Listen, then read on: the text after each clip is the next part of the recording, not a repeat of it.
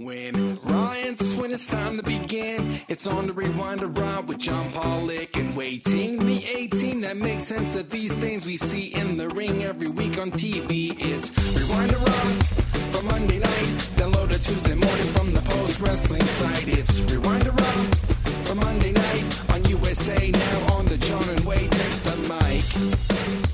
Hello, everybody, and welcome to Rewind to Raw. It's John Pollock, Wai Ting, with you on this Monday night.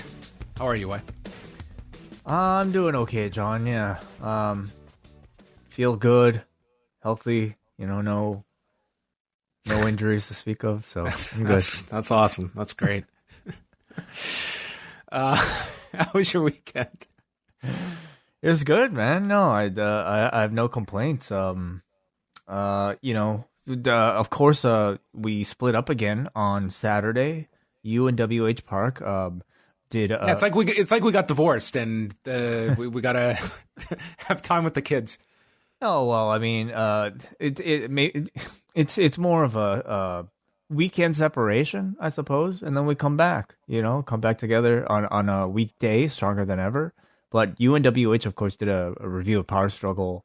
And I joined the BDE for our review of Full Gear. So people haven't really had a chance to hear your thoughts yet. I know you did a report on the website, but for people who wanted to just maybe listen, what did you think of Full Gear?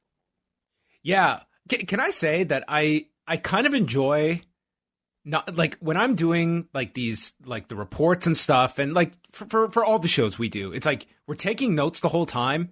And then we come and do this show, and it's like instant opinion. And I kind of like having a day or two to think about the show. Do you ever find that? Not or you're just so much. You're automatic, ready to go. Like sometimes I don't know. I guess sometimes it's nice that you have kind of that time in between the show and then discussing it.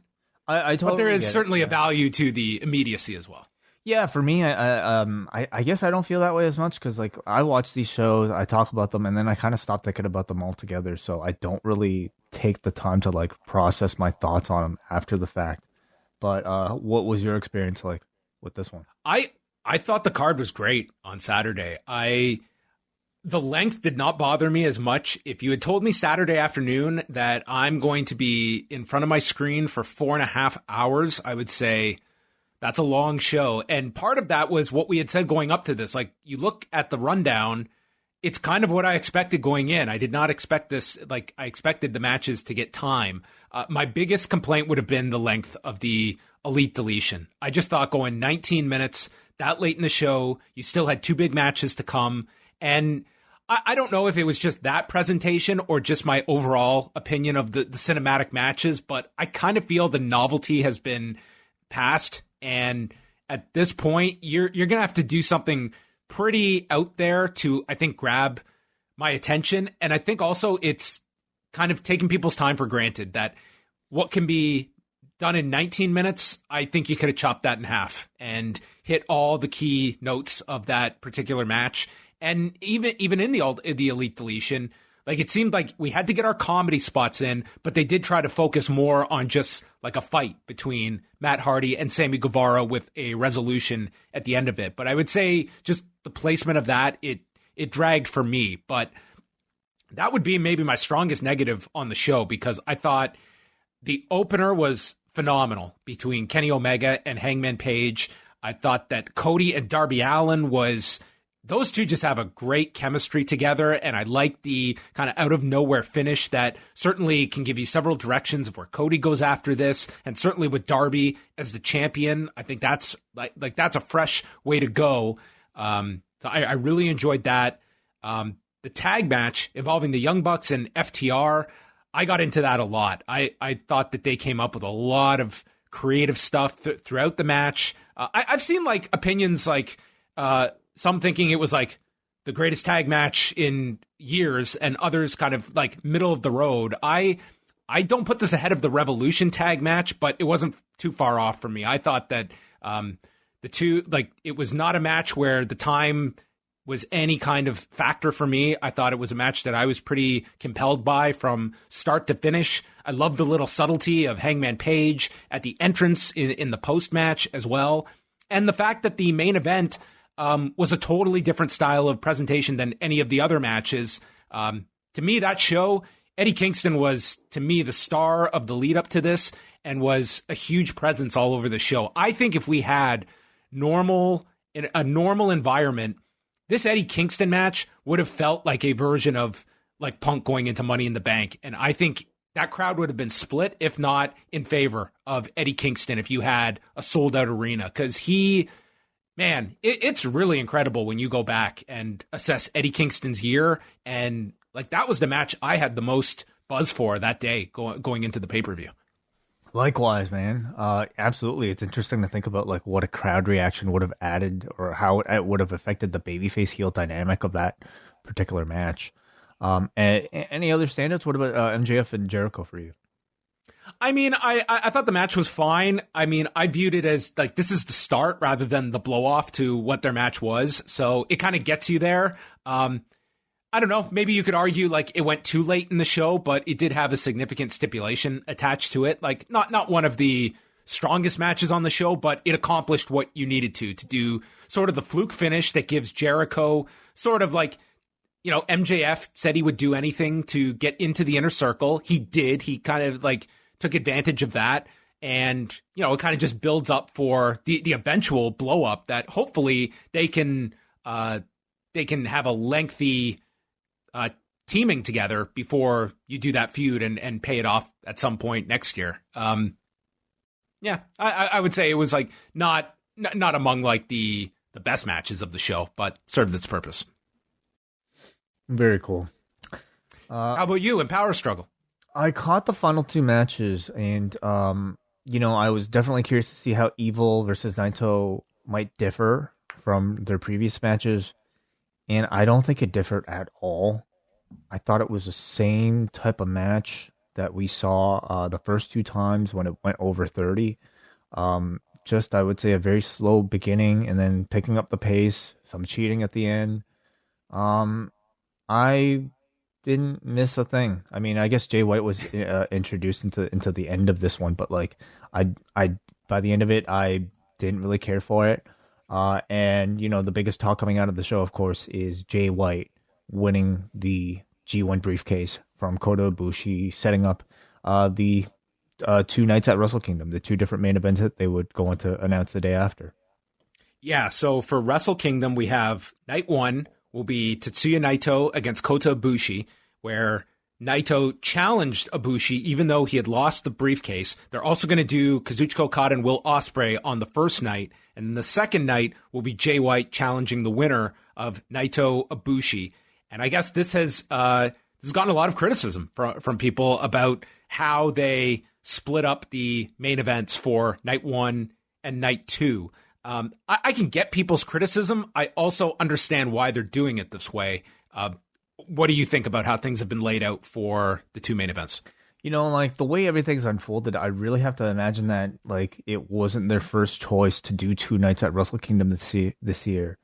And perhaps it was just after the pandemic that this was planned. That's just my speculation, because I don't think this type of storytelling, like, I think people are right to criticize it, because I don't feel like it's as like, you know, airtight as like, you know, I think New Japan's booking decisions in the past. And I feel like much of it is done out of necessity because they have 2 nights suddenly to fill. And you know, given that requirement, I feel like they did as good of a job as they could to justify, you know, Kota Ibushi losing the briefcase, yet still being able to challenge Tetsuya Naito for the belt on January 4th because Naito really wants the match, because Jay White also cheated for the briefcase, you know.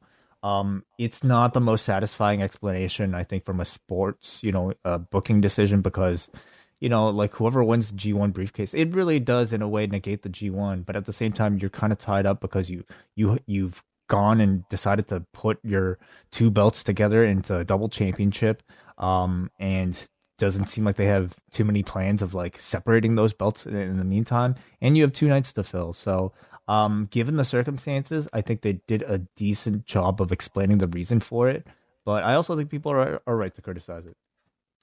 I think that, number one, when they did the press conference on the weekend, to me, the key takeaway I took from that was where they announced that since July 11th, they have sold 72,706 tickets. So in 4 months, it took them that amount of time to sell the amount of tickets that roughly they sold in 2 nights last year at Wrestle Kingdom. Like, doing back-to-back nights at last January greatly helped them this year, given where things went. So I think like there is a certain, I would say, necessity to get as many people as you can for these 2 nights where you're going to be at half capacity.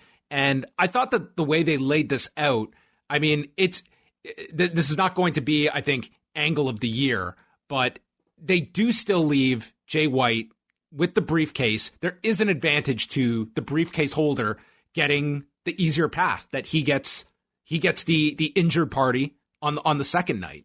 I think this is all built around Kota Ibushi for the second night, but I think that you have to look at the business side of this, that we're running 2 nights.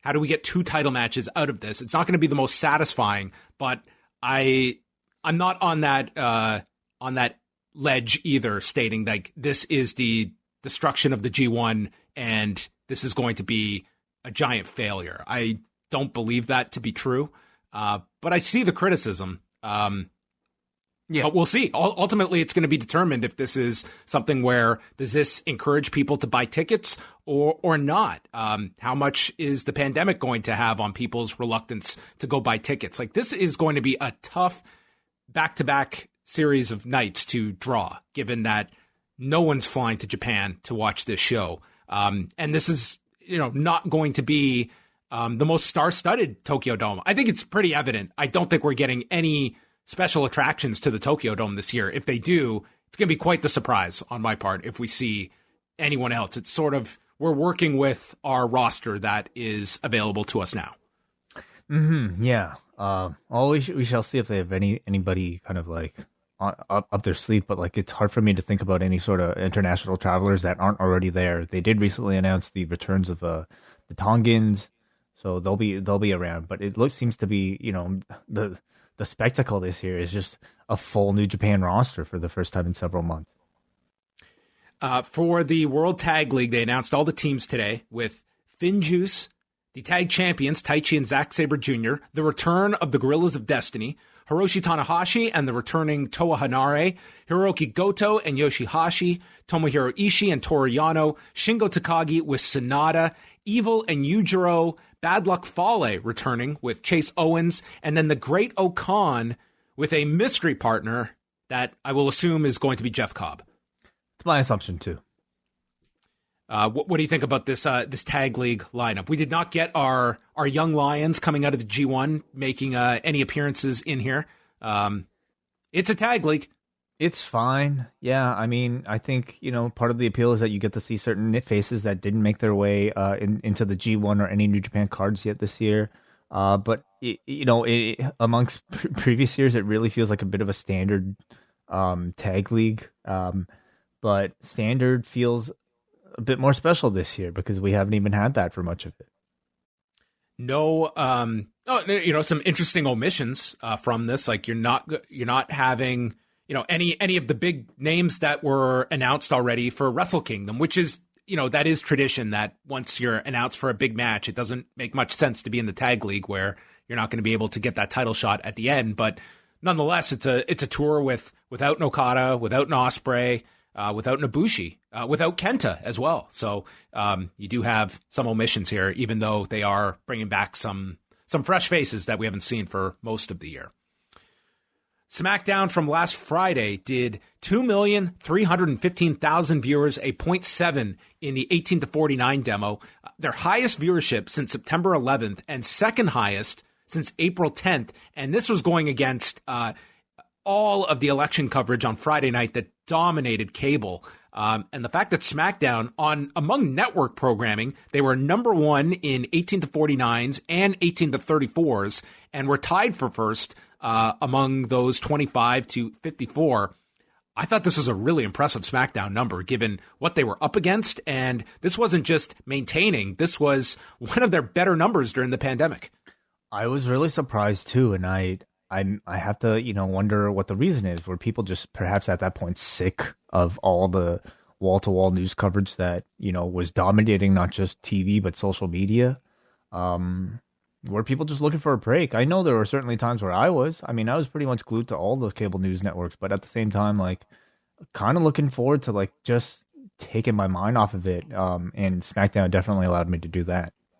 Well, when we saw through the overnights, like the first hour was higher than the second, and I think the key was Sasha and Bayley. I think that was the only thing advertised all week, and given that took up a significant chunk of the first hour, I think that deserves at least a significant amount of the credit this week. Sure.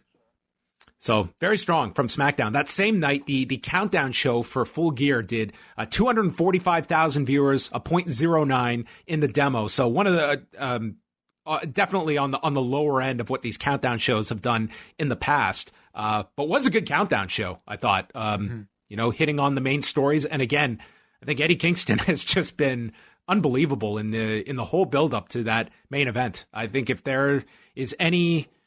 If this pay-per-view comes back and it is above projections, I think like a lot of that credit goes to these promos from Jon Moxley and Eddie Kingston, and especially that go-home segment. Yeah. Do you see a babyface turn? I think you have to get there at some point. I think it's inevitable. If I would try and hold it off as long as you can, but maybe you just go for the turn now, because I mean, you watch Being the Elite today, he's already pretty much there. Yeah, certainly coming off of the match. I mean, I really feel like you can go to that direction right now. I don't think anybody really expected it to be this soon, but I think he became like they just went a path with story for this Moxley program that just made him so relatable that I really do feel like now is the time, because he can end up being a pretty hot babyface. Can I just quickly go through Being the Elite from today? Sure. Did you get to see any of it or no? I saw an early most of it. Yeah, please go through all of it.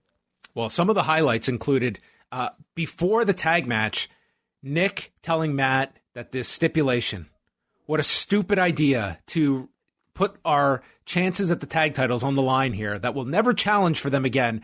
Matt has a backup plan, and he pulls out his phone and he's got a design for the TNT tag titles. And I thought this was hilarious. Very funny. Yes. Very good. We had Alex Reynolds and John Silver trying to recruit Michael Nakazawa. Then Matt Jackson went through his legitimate knee injury. He said that he injured the knee when he delivered that elbow off the tunnel several months ago in the match with the Blade and the Butcher. And he has a partially torn MCL and a thinning of the ACL. And the ACL injury is an old injury that he doesn't even know when he got. It could be as far back as 2008. But the ACL, he said, is not bothering me. The MCL is improving, and he's been rehabbing it and taping the knee up, but said he would be okay for the tag match on Saturday. Then we had a segment with Brandon Cutler, who has just won his first match and therefore was looking for the pay window. And Kazarian had to inform him that it's not a real fucking thing, and just cut a big promo on Brandon Cutler that was rather entertaining. A big culmination beyond the World Title Eliminator Tournament. We had the culmination of the Gator Golf Tournament where Trent won the BTE Championship. Congratulations. Huge win. They showed Shaquille O'Neal backstage after the Young Bucks title win. And then as Kenny Omega and SCU brought the Bucks, they were doing a whole championship celebration with champagne in the room as Hangman Page just lurked outside, but then walked away. It was very, very sad. We went into the locker room with Eddie Kingston, who's reflecting on the loss, and he said that Jon Moxley told him afterwards, it's over. And Eddie said, it's never over. I sold my soul to the devil. I'll be back on Wednesday because I don't have anything else but professional wrestling. And this isn't a character. One day, I will be world champion. This guy's the greatest. Awesome. So happy for him. I mean, very deserving. Look, the talent speaks for itself. If there's like a Moneyball version in professional wrestling whatever they signed this guy for versus the value that he provided for what was signed, it has greatly exceeded what the expectations were. Well, I mean, I don't know what sort of numbers you get for like AEW pay-per-views these days, what you can track down, but I'd be really curious to know this one. You know, a show, obviously not just because of Eddie Kingston versus John Moxley. You know, you have FTR and the Bucks there, which is a big match, Hangman versus Omega. But I mean, at the top is Eddie Kingston versus John Moxley. So whatever number the show does, if it's good or if it's bad, I think some of it, you definitely have to look at Eddie Kingston's work.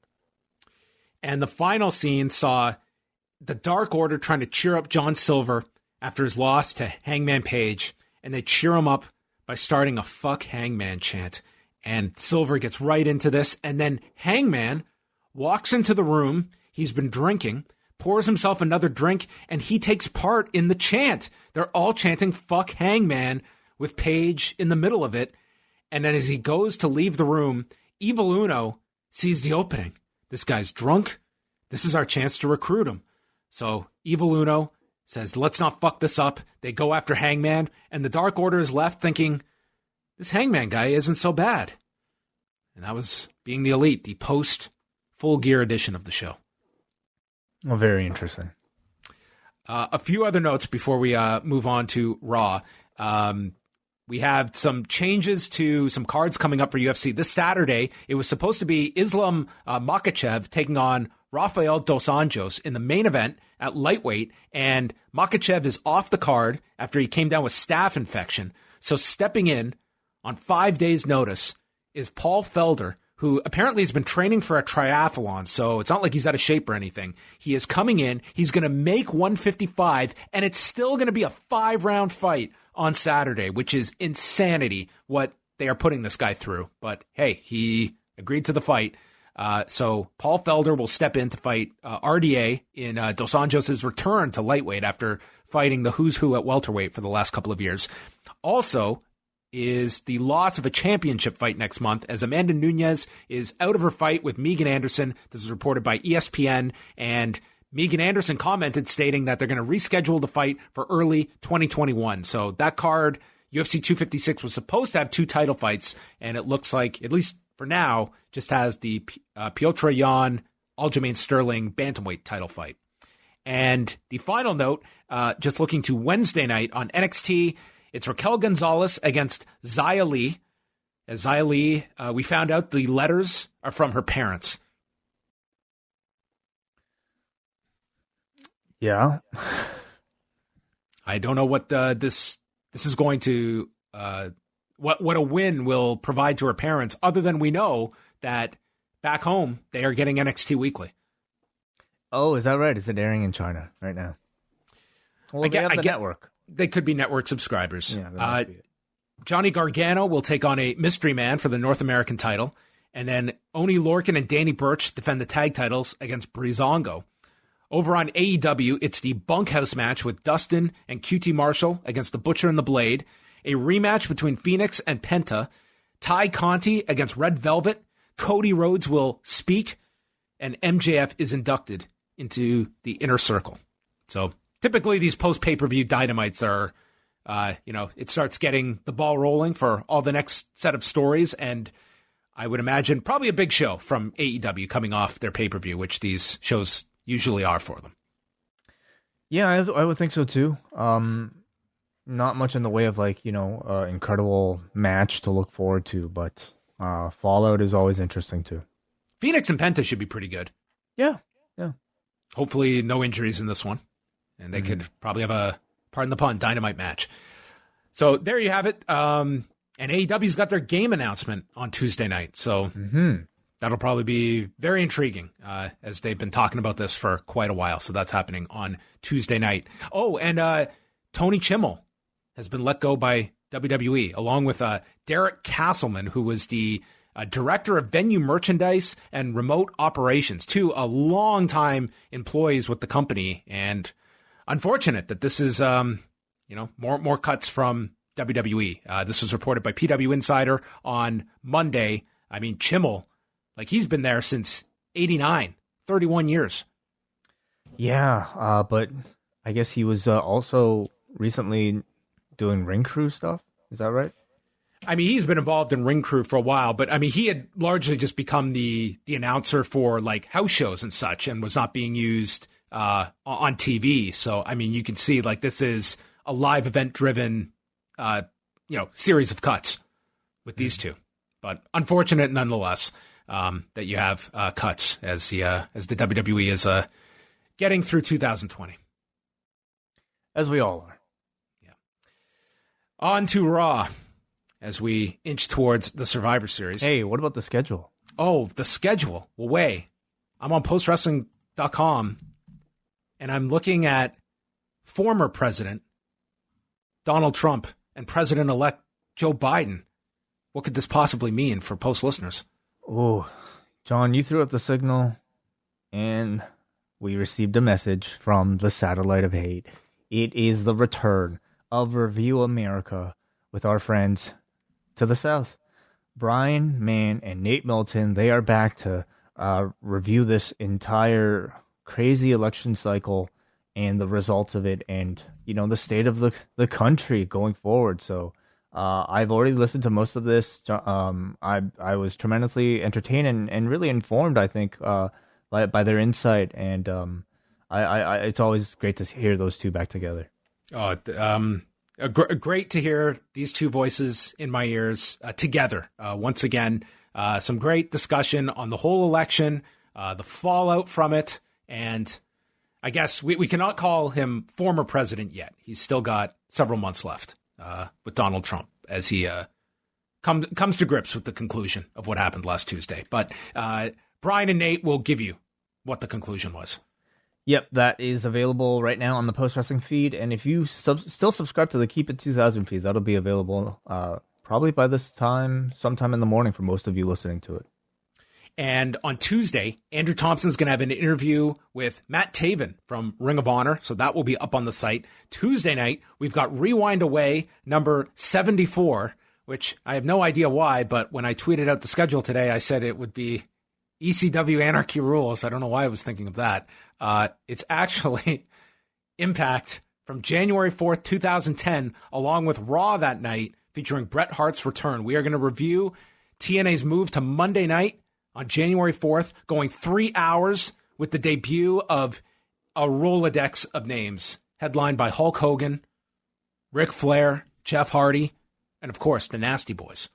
Oh, you have to have the Nasty Boys. Yeah, so we'll talk about that episode in depth, and then we'll also talk about Bret Hart's appearances on Raw that very same night, his return to Raw since 1997, where he had in-ring segments with Shawn Michaels, Vince McMahon. Most of these segments you can find, not just on the network, but you could probably find on YouTube as well. In fact, the entire episode of Impact you can find directly on TNA's own or Impact's own YouTube channel. So all of that is linked up there right now on the feedback thread for Cafe patrons. But listen to us talk about it tomorrow on Rewind Away. Yes, we'll dive into that entire time period, the circumstances behind Impact going to 3 hours, and all of the fallout of a period that is certainly. When you look at, the most watched episode of Impact was that night on January 4th, 2010. Later this week, we have all of our regular shows, Rewind to Dynamite. Up next, the British Wrestling Experience will be back Thursday with guest Ian Hamilton joining Benno and Martin. And then Way and I are live Friday night with Rewind to SmackDown for all of our Cafe members at 10:15 p.m. Eastern Time, where, man, the phone lines just light up after our SmackDown review. Always. It's always a party on Zoom, and they're always a lot of fun. So we encourage all patrons to join us. Yes, where sometimes you even get a call from Brandon from New Jersey. Sometimes. He's very selective now. He picks his spots. Okay, postwrestling.com is where you can go view the schedule, all the latest news. Into Raw. Started off with the Miz and John Morrison. Nothing says sit back for the next 3 hours than these two walking down slowly down that ramp towards the ring. They are going to team up with Randy Orton tonight against Drew McIntyre and The New Day. Miz plugs the Miz and Mrs., which is back this Thursday. We won't be reviewing that. And a bonus episode airing after Raw tonight. More Miz and Mrs. than you could possibly handle. Because after 3 hours of Raw, I want another half hour. That's what I want on the USA Network. It kind of makes sense in hindsight why he moved back to Raw. I mean, besides the fact that he changes brands every show, every year. Yeah, I mean, they kind of left him on SmackDown for the last season, so I guess they thought, hey, maybe this makes more sense. He can plug the show coming on our network as opposed to an opposing one. And doesn't Total Diva Bella's return this week? Is it this week? It's back. Something like that. Yeah, like it's coming up. Yeah, it's the twins season. Yeah, not twins, but you know what I mean. Double babies. That's right. Yes. So, let me just double check. What day? November 12th. Yeah, Thursday. Do you know what today is? The 9th. It's the 9th. It is the 23rd anniversary of the night Steve Austin regained the Intercontinental title at the Survivor Series at the Bell Center in Montreal. Oh, okay. Yes, of course. Yes, that great title event. change at Survivor Series 97. Of course. Yeah, the most notable thing to come out of that event. Yes. Kane against Mick Foley. A lot went down that night. Randy Orton interrupts Miz and Morrison, and he's all paranoid. He thinks this is a setup by The Miz. He remembers The Miz being thrown out of the locker room back in the day, and Orton didn't want him back in.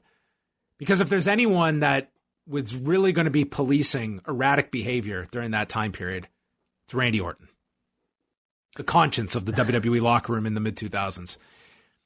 Then, John Morrison, you took your ball and went to wrestle in the minor leagues. Boy, the minor leagues, they love that. Poor Lucha Underground. Yeah. Impact. Yeah. And Morrison just kind of stood there. So he challenges The Miz to try and take his title. Miz informs him tonight could be a big night for all of us. If we win, we might get a tag title match with the New Day. The New Day come out, they laugh at them, and then Kingston enters the ring and Orton just RKOs him. Drew runs out to help, and Miz hits Drew in the back with the briefcase, and they throw Drew into an RKO, so the heels all work together. But Drew McIntyre is smiling by the end of this segment, so we can't have him look too vulnerable here. But that is our 6-man tag coming up next week. You know, I know by next week, third hour. Seems like the same amount of time in between. You know, like, I know we're more than a year removed from Kofi Mania, and he, at this point, I mean, it doesn't even deserve to really be said about, like, how firm he is in, like, the mid-card of a tag team right now, but I still hated seeing him just, like, you know, goofing around here, walking into the ring and just getting RKO'd, you know, from the guy he actually beat, defended the title against. So I don't know. I hated him looking weak. I think Woods should have taken it if anybody was going to take it. But beyond that, it was like a somewhat interesting dynamic that they have now between Miz and Orton, where you kind of have two heels, but one of them is obviously a lot more comedic than the other. The comedic heel is trying to convince the serious heel to work with him, even though, of course, with the Money in the Bank briefcase, he wants his title. So they continue to play with that dynamic. I don't know if there's anybody really to cheer for in that whole mix, but it's a relationship that I guess we'll see develop. So every week, me and Wai, we really enjoy when we're reviewing SmackDown is we look at what's in the promo for Raw. And, you know, this past SmackDown, when I left that show, I was so excited to see Drew McIntyre on the Moment of Bliss because it was the only thing promoted during that promo on SmackDown. Wow. Where was we didn't even get a moment. We didn't even get a second of bliss on Monday night with Drew McIntyre. Oh, man, I feel bad for any of these people that have to create these like promos for Raw coming up because they probably know that things will be very likely to get changed anyway. So why not just make it generic, you know? They should have fun with it. Like, chaos has overtaken the WWE. Monday night, what will happen? We don't know, but we hope you care. Really, it's about as much as you can do these days because even when you think you have a rundown, you really don't. So what's the point? Elias had a vision that he would win this upcoming qualifying match, and he goes to play Amen, and he's ready for the interruption, but it doesn't happen. And he gets going, he starts playing, And then Jeff Hardy's music interrupts him, and Elias is just flabbergasted. Yeah. He needs to make friends with like the audio engineer. Be like, listen, I want you to not play anything, okay? Because I know Jeff's not playing this over the loudspeakers. It's you. You would assume he would be friends with him. I mean, the guy probably has to set up the guitar rig and everything. But yeah, I don't know. So it was a 3-way match with Elias, Jeff Hardy, and Riddle. Yeah. Just Riddle. Mm-hmm. And to their credit, I don't think anyone screwed up and called him Matt during the commentary. I'm sure it was very much drilled into their heads.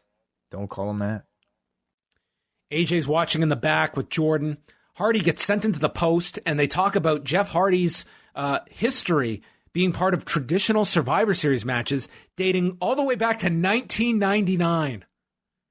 That's Really? ridiculous. Wow. Like, could you imagine Jeff Hardy in a qualifying match on an episode of Raw in 1999, and he's taking on goddamn superstar Billy Graham, who's been a top guy since 1978. Could you imagine that and be like, oh, you know, this and superstar Billy Graham is still like, are you like kind of presented as like this youthful babyface? That's really hard to predict, but are there no examples of like somebody from 1978 who went on to continue to wrestle in 1999? Not on Raw every week. Maybe not on Raw. Yeah, not Nitro though. Like you had guys that, were competing in 1978, but they weren't like one of your pushed babyface acts on Raw 21 years later. But you did have stars from the 80s that would go on to compete in the mid 2000s. You would have some, but they were not they would go through that period where they were definitely leaning on older talent. But I would say if you were to look at the roster today, I would say we probably have our most full-time over 40 roster members in WWE than at any point before. Well, you know, medicine's getting a lot better these days, John. Life expectancy is increasing. Okay. People are just getting healthier, perhaps. That could be the key to everything. Yeah. So the match continues here. There was a drift away hit to Hardy, which he is not doing at this age. Riddle broke it up with the Broton, and then the Bro Derek got stopped by Jeff, and Jeff hit a poetry in motion off of Riddle's back. Hardy and Riddle started throwing strikes, and this was really off. There was a point where Riddle just took a back bump without even being hit. It just looked all over the place.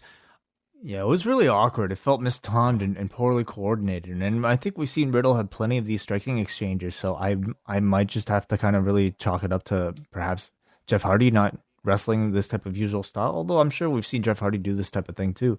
So there was just a bit of miscommunication, and it looked a bit awkward. Elias took out Hardy with a flying knee, and then Elias got caught in the corner and hit with the Bro Derek as Riddle pinned Elias in 8:51, so Riddle would join AJ, Keith Lee, Braun Strowman, and Sheamus, with all of them receiving their nicknames later on tonight. The nicknames, yes, of course. Thought the match was pretty average. I think the intent was to put the spotlight on Riddle, and by the end of the night, I think they would achieve that. As a match itself, I didn't think anybody particularly looked stand out here. Adam Pearce is shaking hands with AJ, but we don't know what they have agreed on, but we would learn that later on. Charlie says, "What's that all about?" And AJ just says, "We're friends." And they needed Riddle as that final piece for the team. Sheamus comes in, and he's pissed about Riddle being on the team. He says he's an obnoxious punk. And we all know AJ hates punks. AJ calls for a team meeting. Sheamus says, "You are not my captain." Braun walks in. He says AJ isn't his captain. And we go to break. I guess we can assume that Keith Lee thinks the same thing. Come back. Retribution. They have got a new logo and merchandise. Yeah, it's in like the form of an American flag, but with like an R instead of the stars. Is that right? Yes. Yes. Yeah. Mustafa Ali says that Ricochet is a good man and brave, but he's still a damn fool. One man can't change everything. It's easy to feel alone when you're manipulated and misguided, which Reckoning then refers to Asuka as pink, green-haired trash. And then Ali goes over all of the names of these teammates, and they will not rest until we shut you down. Yeah, so teasing Mia Yim versus Asuka. Reckoning. I'm sorry, Asuka. Reckoning and Asuka. And the promo itself, I guess I just took it to be a bit more of an reintroduction type of promo after these guys completely failed against the Hurt Business.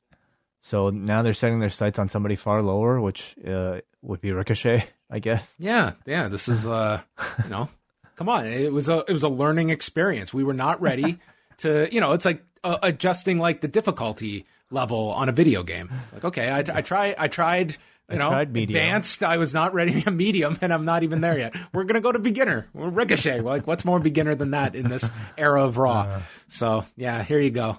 And Ali having to, with a straight face, say, "Slapjack," as we got a close up of this goof. Dude, every time they cut to a close up of Slapjack in this mask that like looks like it's made out of like a doily. Slapjack is definitely the worst. Can we agree on of the five? Dude, he's the worst. Of course. I mean, he should be the joke, but yet it's like, anyway. Listen, I thought like Ali would really shine in this role. Like when he was announced as a leader, I'm like, man, this whole thing's gonna turn around. I'm excited about Retribution now. But I have to say, even in the promo department, none of these have really like caught my attention very much. There's just been very little substance in all these. Yeah, he revealed himself as a hacker. That was kind of neat, tying all that together. But beyond that, they haven't really given much good reason beyond just being neglected. There's not enough meat there right now on this. It still feels like just like a very superficial, group of rebellion who, I don't know, don't really have that much depth to any of them. So, and certainly the booking hasn't helped. The only saving grace would have been if this group would have been Vince McMahon's tool to express his commentary on the state of U.S. politics, and Retribution would be the voices, Vince's perceived voices of the Democratic Party. Sure, yeah. I mean, but even then, like, how far could you really go? They're not touching that. They're not dancing around it. They are not going anywhere near there. If ever there were 2 weeks where you would see an inkling of a political message, it would have been last Monday or this Monday, and there's nothing. They are not going anywhere near there. Yeah, I think that they're probably better off for it. But here's a question, okay? 6 months from now, with the Democratic Party established with the Biden administration, does politics become less of a hot button issue, and Vince McMahon may feel that maybe we can go a little political on our show once we are 6 months removed from Trump leaving office? I think it depends on the issue, but I still feel like things will be just as divisive as they are now. So in my opinion, they probably wouldn't. I do feel though like maybe we should bring up like the idea. I've at least heard it discussed more than once. The idea of Donald Trump eventually, whenever he leaves politics permanently, whether or not we could see him eventually pop back into the WWE for an appearance. Can you see that? It would depend. Like if he's leaving and his idea is launching some giant cable competitor to Fox News, and he has a reason to want to promote something. I mean, it's always possible, but I mean, Donald Trump is going to have a big presence, I think, beyond his days in office. But sure, like I don't think it's something WWE would turn down if he wanted to, but that might not be his priority either of popping up on Raw. Yeah. Let's hope not.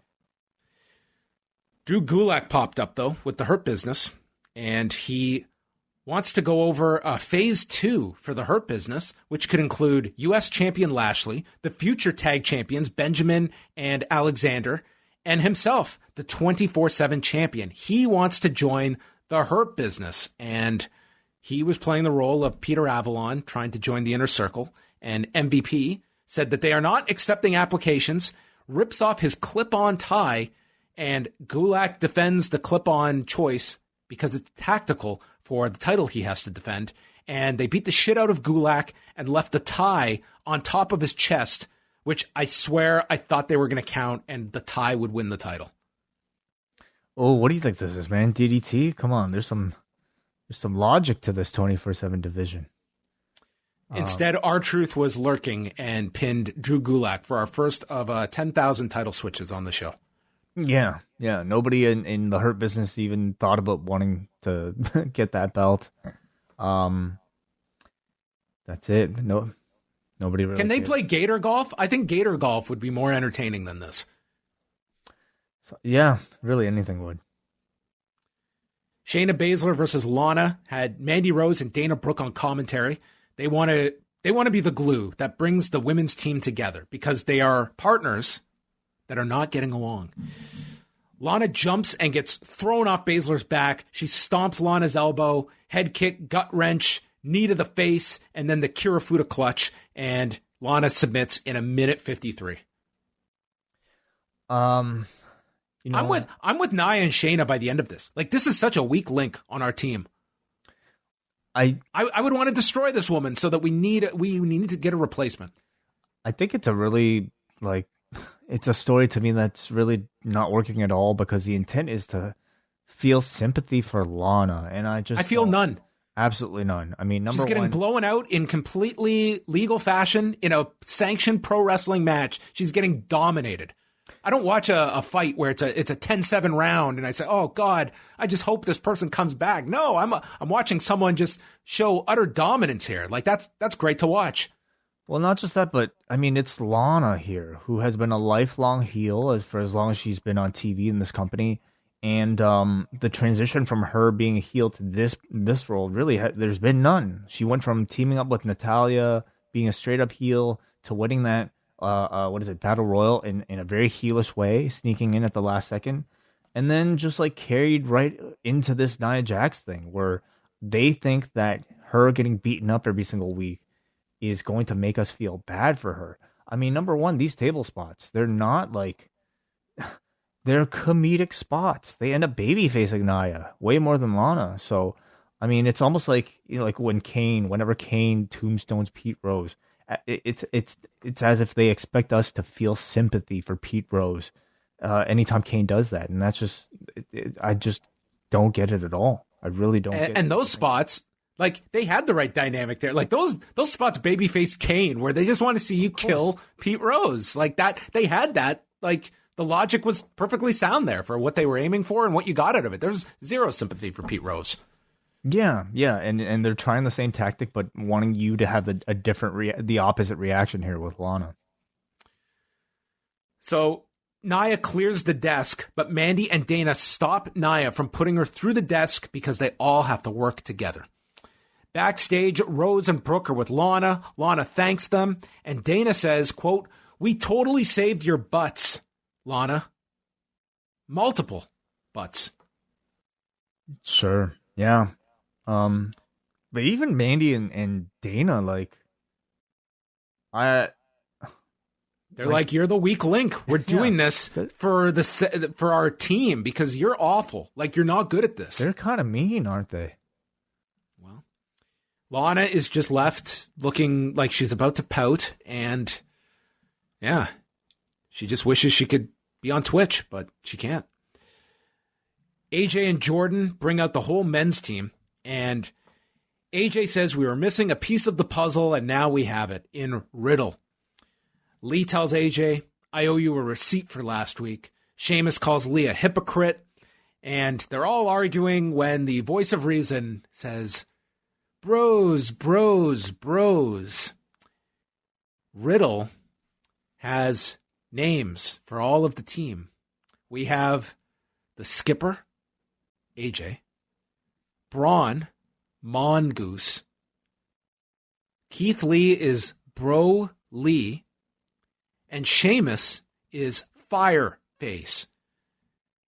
And Sheamus gets upset thinking this is a joke about his hair, but Riddle says this is not a ginger joke. Your face looks like fire because it gets red when you get mad.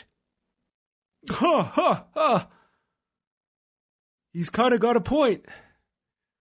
Dude, if you want to see grown men look more uncomfortable, you could not find a segment that better displays that awkwardness than this, where they all had to laugh. And it gets worse. What does that make you? Riddle? Dopey? And yes, that is Riddle's nickname, Dopey. Mm-hmm. Part of the job description for a WWE writer in 2020 really seems to be make a 75-year-old man giggle. Yeah, how good are you at making names up? And I think if you think Slapjack was bottom of the barrel, I think you had plenty of other options here. The Mongoose.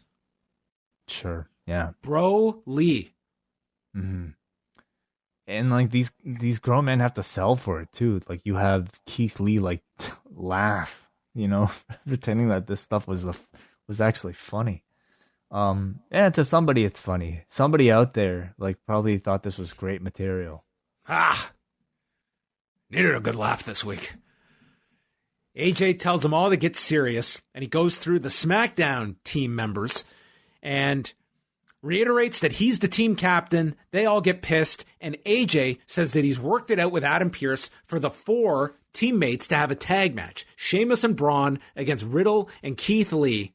I'm sorry, Fireface and Mongoose against Dopey and Bro Lee with the skipper as the guest referee. That's right. Yeah.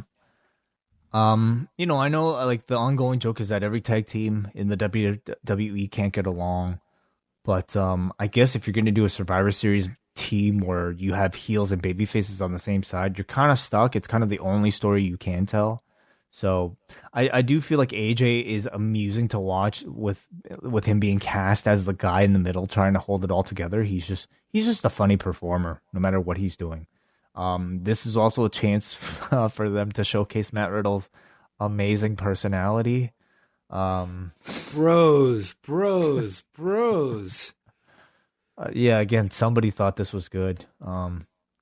The problem I think I have with just this entire show, and I'm sorry if I'm not sounding all enthusiastic about this episode of Raw, but everybody on this show is just presented as just a simple one-dimensional character.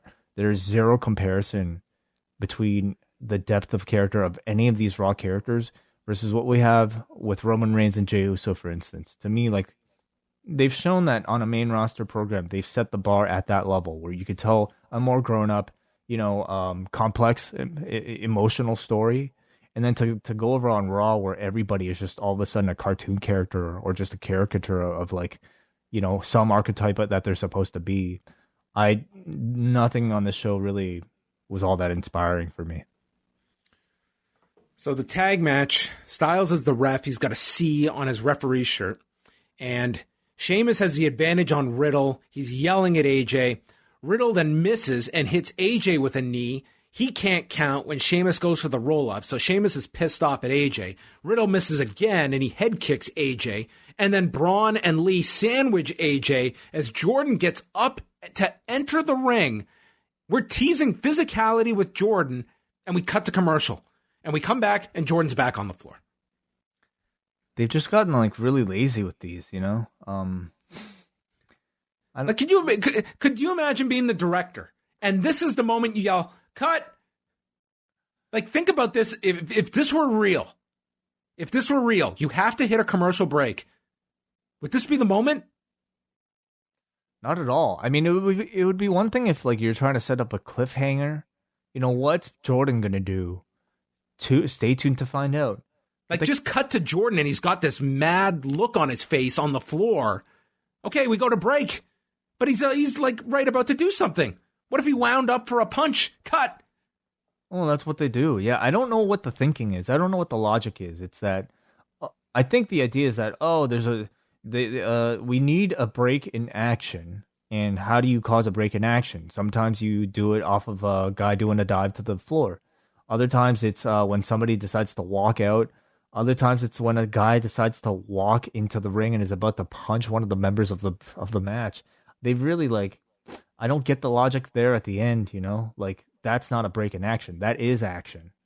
So, if anything, you would think that this would be somewhat of what they would be doing on Dynamite, would be pushing the fact that you can watch during the break, that, hey, action continues through the break. On Raw, I think it just upsets you, because if anything's going to happen, I'm going to miss it. Yeah. The problem is, though, nothing happens. They have no intent of Jordan ever doing anything, or at least not now. It's just, he's just there to make his presence known. It's a lazy way for them to get to a commercial. The worst part is they come back and there's nothing, no follow-up at all. Braun goes into the corner. I will say this about Keith Lee. It does seem like they have given him a lot more latitude now to be this monster that does these super impressive feats of strength. He's destroying Braun and Sheamus. He threw Sheamus right into Braun and then powerbombed Riddle on top of Sheamus. Then nails Braun with a big shoulder tackle. The heels get the heat on Riddle again until they all start arguing. Sheamus brogue kicks his partner Braun and sends him to the floor, and then Riddle rolls him up, pinning Sheamus in 12:23. Dopey pins Fireface. Yeah. So 2 wins on this Raw for Riddle. I'm sorry, I was about to call him Matt. So they're definitely giving him the spotlight on the show. Beyond that, okay match. Pretty good physicality from Sheamus and Lee. Yeah, I wouldn't say at the level of that the 3-way they had last week. But nonetheless, it was all right. Yeah. Backstage we go with Alexa Bliss with flowers. Nikki Cross wants to talk. Alexa says she's been having so much fun in the Firefly Funhouse, but one day her and Nikki will have a play date. Nikki is not playing. She understands this is all her fault. She's here now. The Fiend is pure evil, and it's time for you to make a choice and walk away. Which, to be fair, Nikki's not really giving her a choice. And Alexa says, okay, I choose him, and threw the pedals into Nikki's face.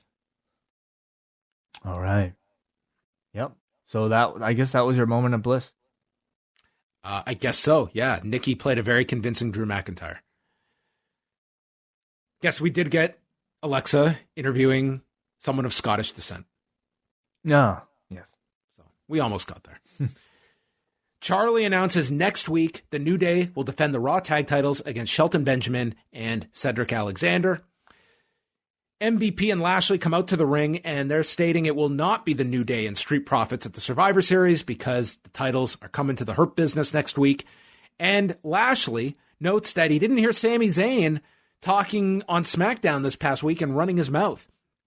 He's confronted by Titus O'Neil, who is not happy at the response he received when he wanted to join the Hurt Business. MVP tells Titus that he respects him for his charitable work, and therefore he's going to allow Titus to walk away. But Titus refuses and asks, what kind of champion are you if you never defend your title? Lashley responds saying, unlike MVP, I have no respect for you. I'm going to enjoy this. So a title match is made right on the spot, and MVP reminds Titus that the match is taking place inside the ring, not underneath it. Poor guy. Clumsy Titus, unfortunate. Yes, the moment that will live with him. If this poor guy ever goes into the Hall of Fame, you know what his whole spiel is going to be. The whole segment of his Hall of Fame is going to be based around that spot. You really think Titus O'Neil can go into the Hall of Fame? I absolutely do. I absolutely do. Okay. Anyway, I thought this was the first time in years we've heard Titus fired up like this in a promo. It felt like he had something to prove here. Well, he was fired up for 64 seconds, where he attacked with punches. Lashley speared him, put on the Hurt Lock. Titus struggled. Titus tapped, and that ended it. Lashley's first title defense since September, they said. Whoa, is that right? Wow. Yeah, just really a squash match for Lashley, but I thought Titus did a pretty good job making himself feel a bit more special than your usual jobber. Fine promo. And this didn't need to be any longer. Just a good win for Bobby Lashley to kill a guy.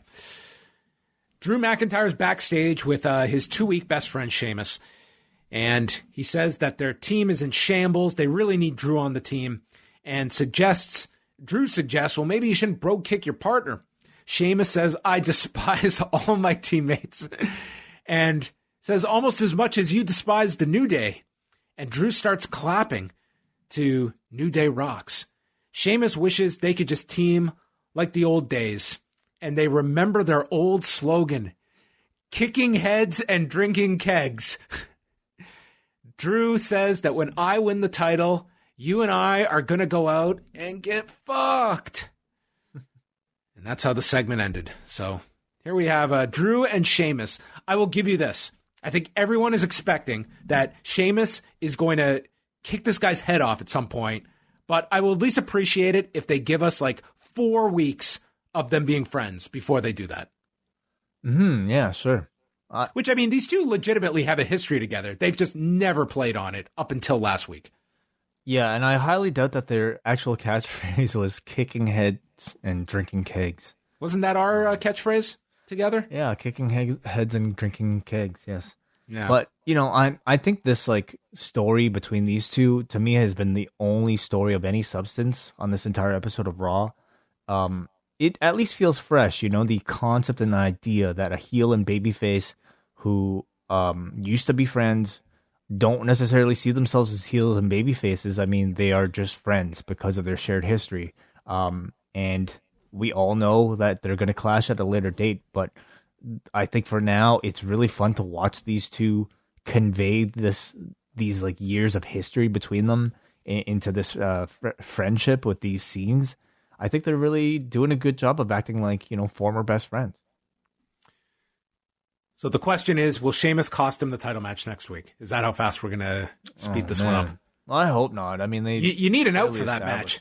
This is the only thing they've teased. Man, but it's just the friendship is not even set that strong yet. You know, they should actually team up together. But I mean, let this go at least go a few weeks. That's all I ask. I'm not expecting anything crazy, like God forbid 3 months of this.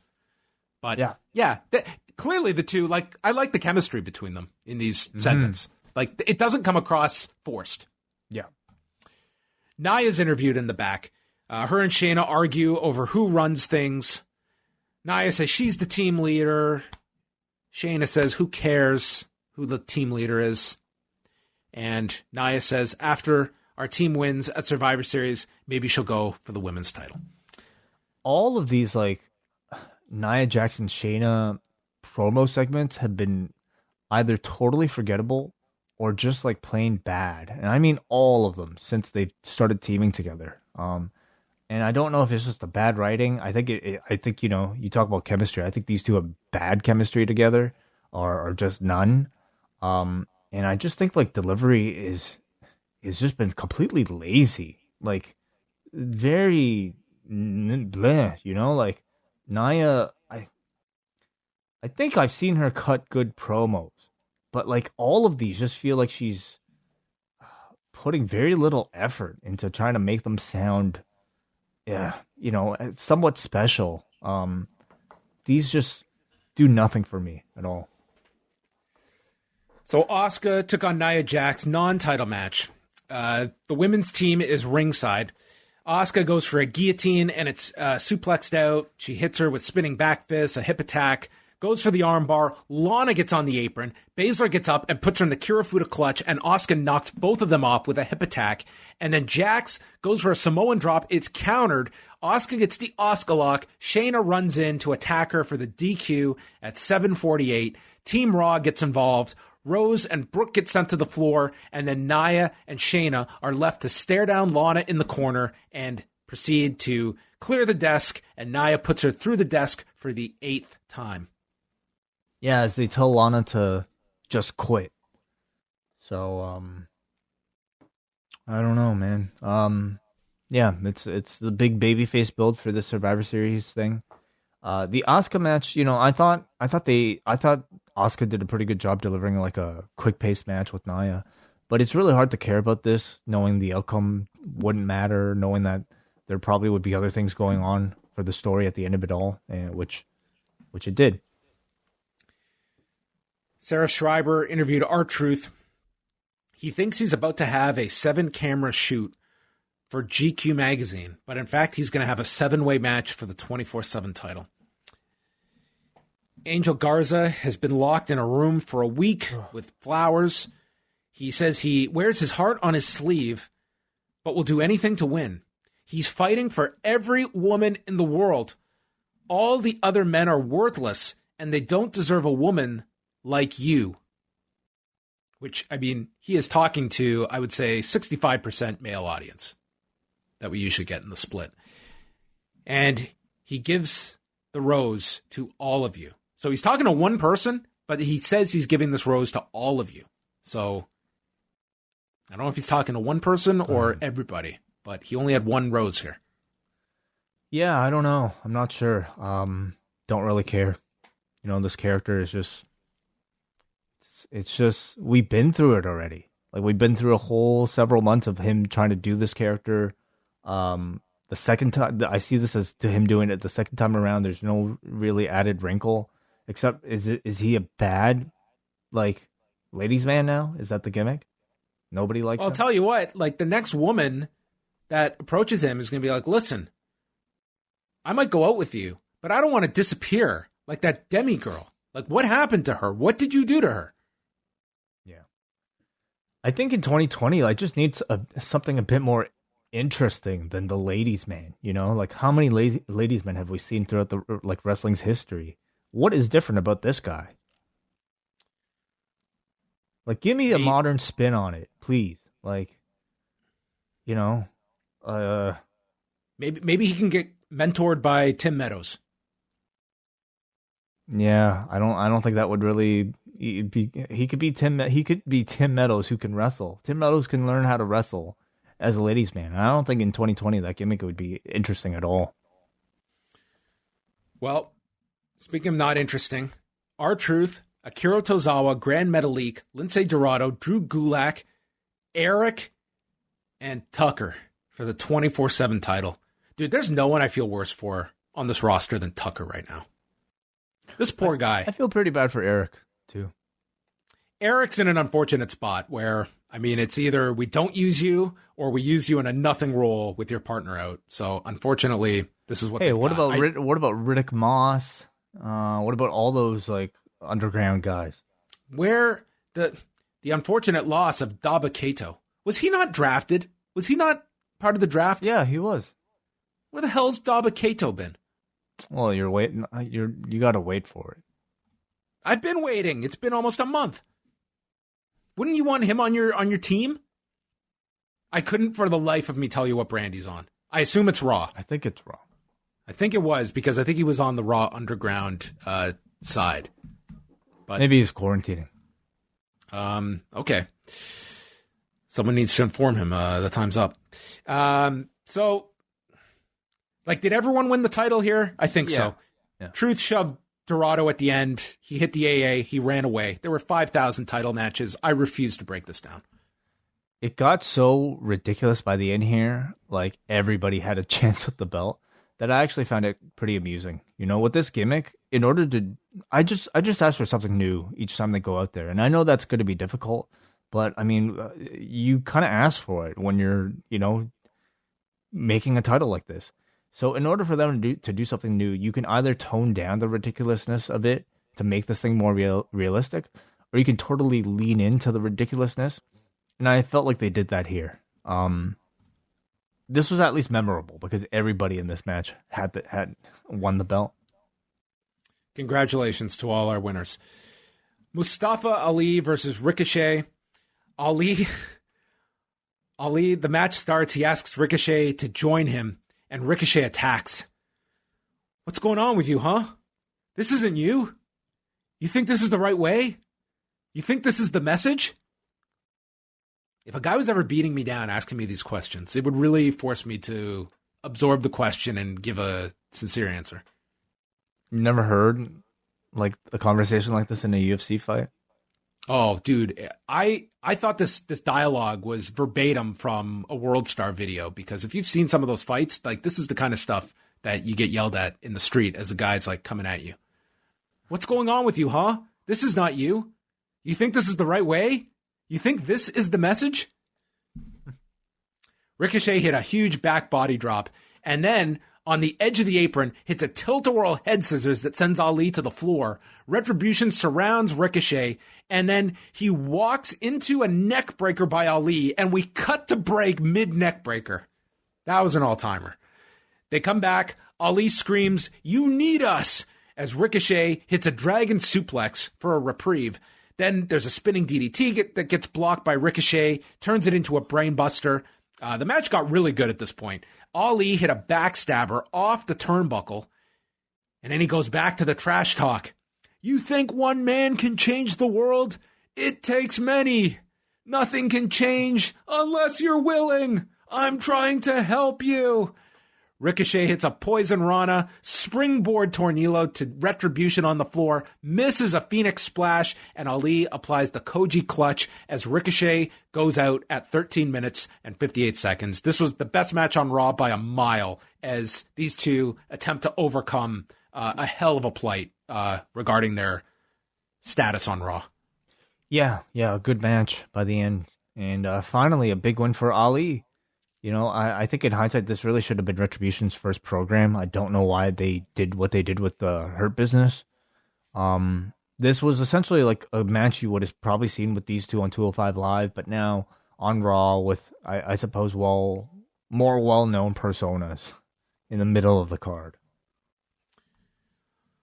Orton is with Adam Pearce, and Adam tells him, "You might like this news.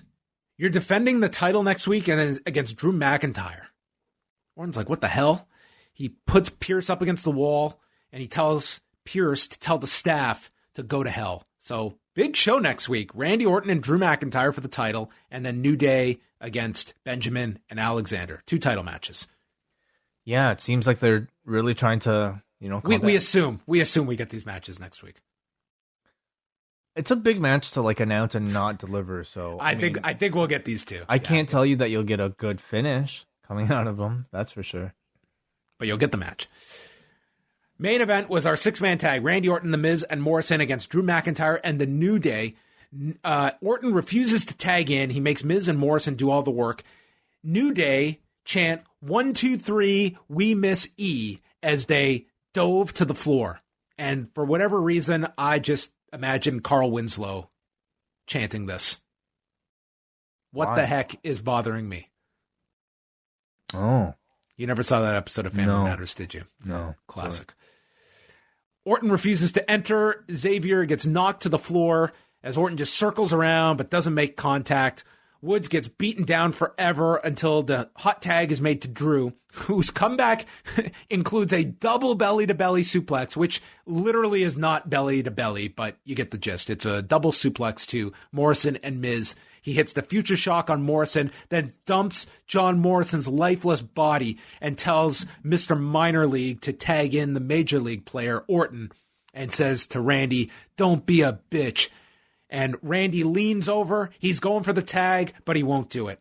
Morrison then is able to get a roll-up using the rope. It's a direct Jay White influence here by John Morrison, but Xavier Woods watched power struggle, and he would not let the power be struggled here.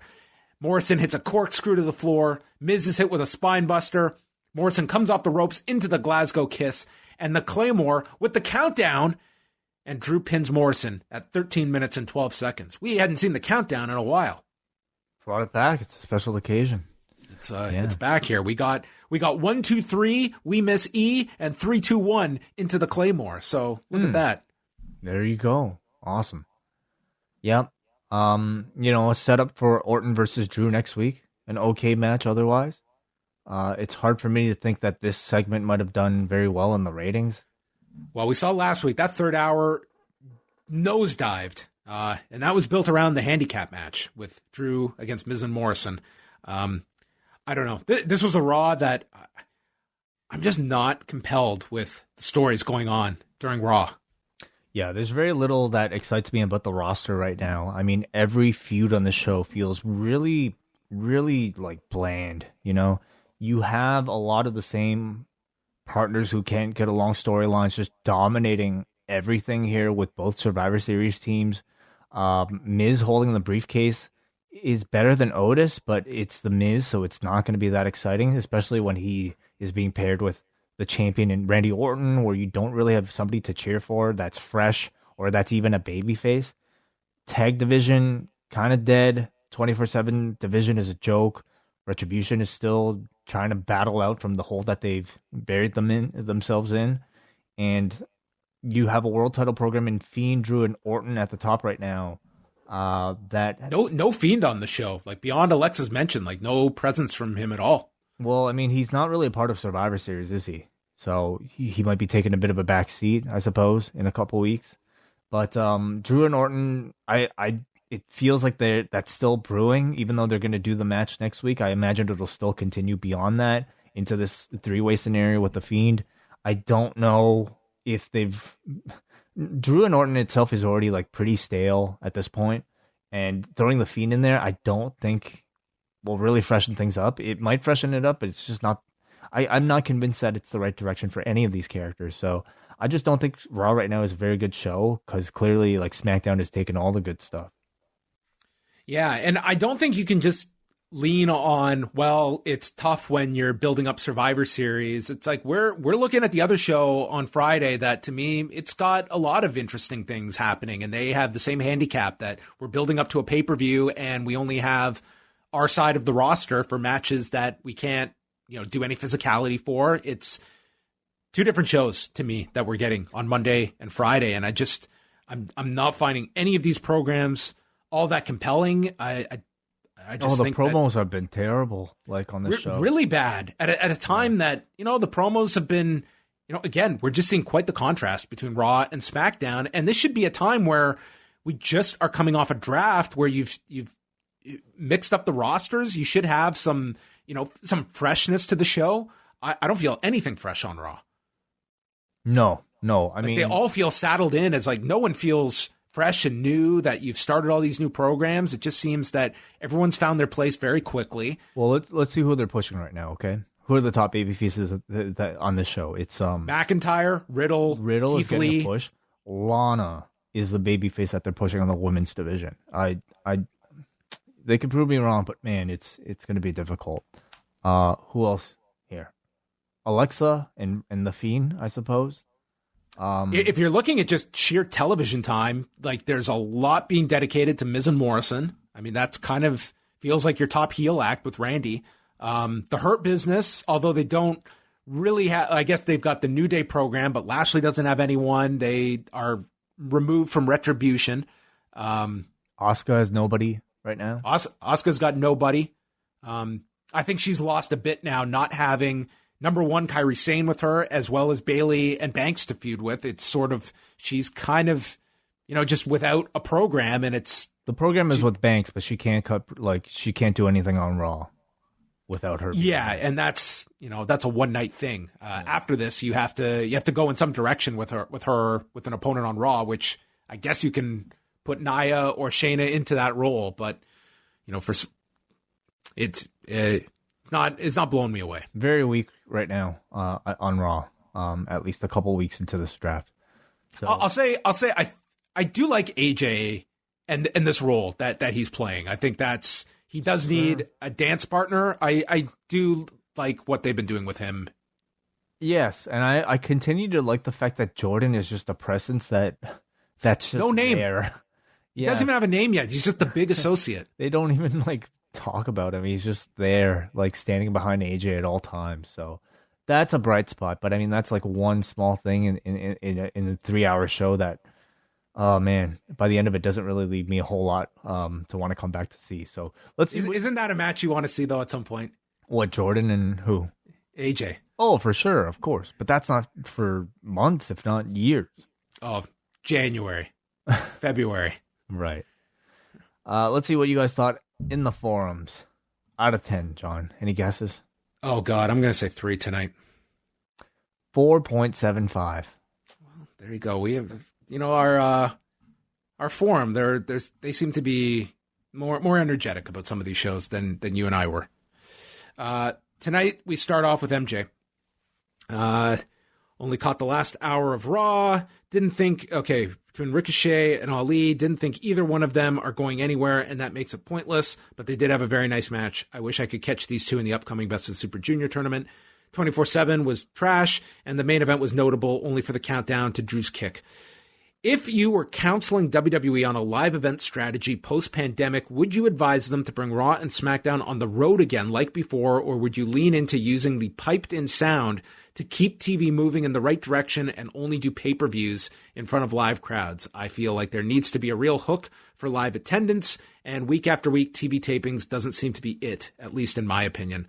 I would not be looking at the Thunderdome as my permanent solution to any of this. I would not want that. This is not ideal. It's better than the empty performance center, but this is hardly ideal. Now, if you're talking about live event strategy as it relates to house shows, that to me is a discussion worth having about, what is the logic right now? And there's pros and cons to it. Like I talked about this in the interview with Brandon Thurston, that while if you're looking just at profits and losses, it becomes an easier decision to make with live events falling by the wayside. However, like we throw like a Dominic Mysterio, it would greatly help him if there were 4 shows per week and he was getting ring time. And there's definitely an argument for live events, but I don't see them racing back to live events. I think what we're going to see is this is going to be a television first company. And when we see special live events,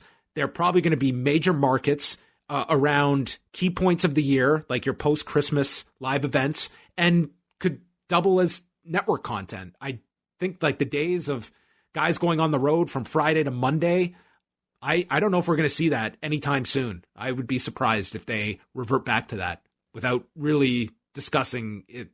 Like I can't see a full schedule like that. Even if we go back to house shows, I think it'd be a reduced number of dates. It's hard for me to see a good reason to bring back house shows beyond the argument of giving your roster experience. I think, with the finances the way they are, they would clearly have to pay for their roster to have that experience. These shows were already not making money. And if we're talking about limited crowds, which we'll probably continue to see for well into, at least the start of this rebuilding phase, whenever the pandemic is actually over, I just don't see them, going all in with house shows with that same model. How about like getting back to the Florida loop for NXT? Do you think that I think that they will go back to that? I guess the question is how quickly do they go back to that? Because you have a whole roster of NXT talent that have largely just been, they've been working out and being at the PC, but you're not doing any like real shows in front of people. Yeah. I could see that a bit more. I mean, I see them maybe, dipping their toes in. It's similar to like what AEW's been doing, partial crowds. I mean, similar to what they've been doing with welcoming partial crowds in. And, but ultimately I think they're going to rely on this, like, what is it, Thunderdome type of like virtual reality with Zoom crowd type of setup, at least for their TV shows for quite some time. We go to Anthony, who has a question, who says, at the end of being the Elite, do you really see Hangman joining the Dark Order or turning heel on the Elite? As well, where is Brody Lee? I haven't seen him since his TNT title loss. I don't see him joining the Dark Order, but I think they're going to tease that direction. Like, it does seem that ultimately, you do have to answer this, like, who sent the text to Hangman? And I think now it's almost the tease that everyone's getting together with Hangman on the outside looking in, and I see it ending up the opposite, that it's Omega on the outside and Paige aligns with the Bucks. Could be, yeah. Where is Brody Lee? I don't know what's up with Brody Lee. You're right. He hasn't been on. I don't know if it's a case that, I mean, it could be right down to they just, this pay-per-view cycle, he wasn't figured in. But, he has not been there since losing the title, which I think it built to something like you've had in his absence, like John Silver has almost like taken the reins for when Brody Lee does come back, that Silver is kind of in this position where, he's the centerpiece of these segments. That's right. Yeah. I'm sure they'll have a reason. And Paul from New Jersey. Another week, another table. Credit where credit is due. Randy Orton cut a great promo on Miz and Johnny Jannetty. I badly want to see Titus O'Neil capture the title and go on to the Survivor Series. O'Neil did a good job in that segment. For Tucker, not only are you going to turn him heel on pay-per-view, but you are going to taste championship gold. Let's all congratulate two-time 24/7 champion Tucker. Still like the show, 6.5 out of 10. Rest in peace to Canadian legend Alex Trebek, who passed away over the weekend at the age of 80. Yeah. I didn't even realize this, but like he and Sean Connery, who of course were like a famous tandem in those SNL sketches, they passed away like within a week, pretty much. I didn't even put that together. Yeah. Man, when like Sean Connery, what I think of first and foremost is all the Bond films, because I watched every single one of those with him. But then it's the Celebrity Jeopardy segments that were just fantastic. Didn't even put that all together. You know, Alex Trebek not only like deserves all the accolades and praise, but think of how many Jeopardy jokes that guy has had to endure in his life. What do you mean?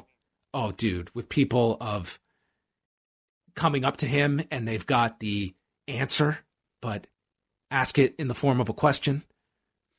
Think of all the like tongue-in-cheek jokes that guy's had to just bite his tongue through all these celebrity interactions. Like, the man's known for Jeopardy. Like, just think about every single joke that man has probably just put on a brave face for. I'm sure. Yeah, I'm sure he. You know, I feel like he would have like taken it all pretty well though. He seems to be the type who like would have been able to either appreciate it or at least like not react, you know, in any sort of aggressive, angry way. He certainly embraced like the fame of that aspect, but always just seemed to be, you know, like the consummate Canadian celebrity that has that tinge of like, I'm almost like embarrassed by the fame that I've acquired. It's hard for me to think of Alex Trebek losing his cool for any reason. You know, like he does not get upset. He's never gotten upset on the show, as far as I can tell.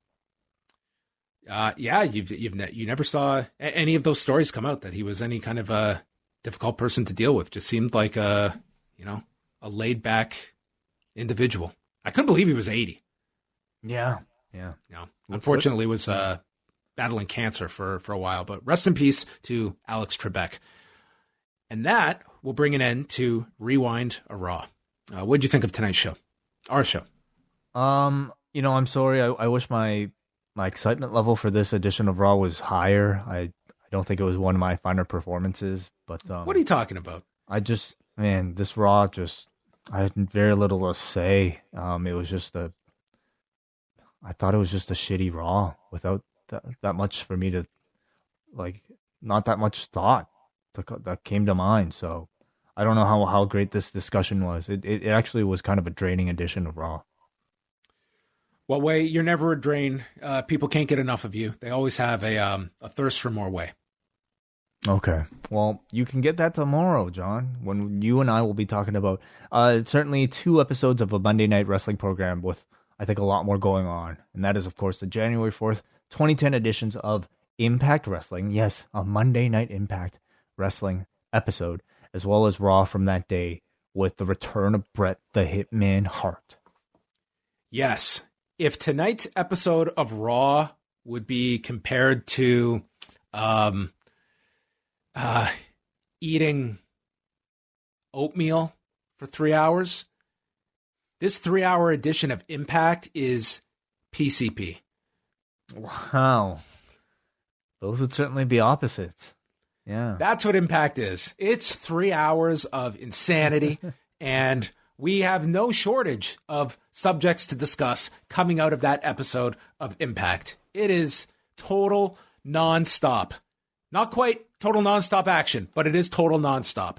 So that is coming up on Tuesday night. We'll review the whole episode of Impact, and then we'll go through the Bret Hart segments from that same night on Raw as he returns to the WWE to confront Shawn Michaels and Vince McMahon. Goodbye.